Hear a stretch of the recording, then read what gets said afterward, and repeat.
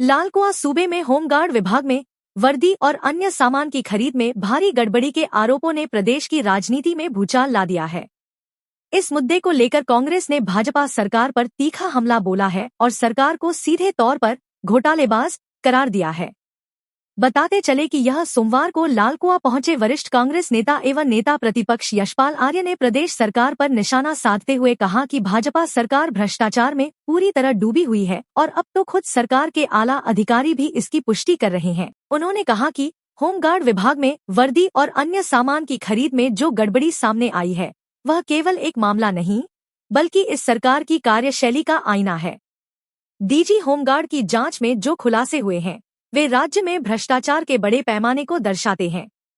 उन्होंने आगे कहा, जब पुलिस से जुड़े एक अधीनस्थ विभाग में इस स्तर का भ्रष्टाचार हो रहा है तो अन्य विभागों की हालत का अंदाजा आसानी से लगाया जा सकता है।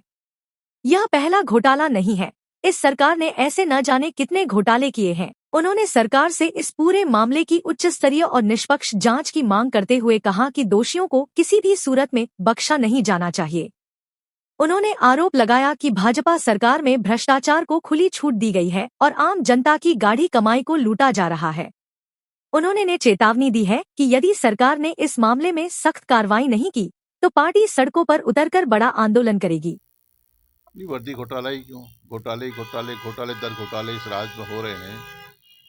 सारी सीमाएं लाग दी है। भ्रष्टाचार में यह प्रदेश अग्रिम पंक्ति में खड़ा है और जिस तरह से भ्रष्टाचार पिछले वर्षों में पनपा है, जिस तरह से सरकार और माफियाओं का, भूमाफियाओं का, शराब माफियाओं का, खनन माफियाओं का एक गठजोड़ बन चुका है।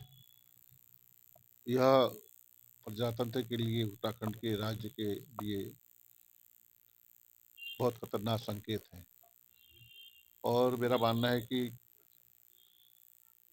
उत्तराखंड विकास की दौड़ में बहुत पीछे है।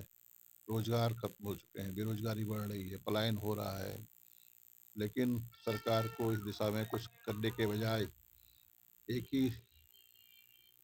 ही कार्य रह गया है कि किस तरह से हम तिजोरियां भरें, किस तरह से हम उत्तराखंड को बेचें, उत्तराखंड के जंगल जमीन को खत्म करें। इसके पीछे मकसद है, सेवा नहीं है, विकास नहीं है। तमाम मुद्दे पीछे चले गए, भ्रष्टाचार आगे आ गया है। धन्यवाद।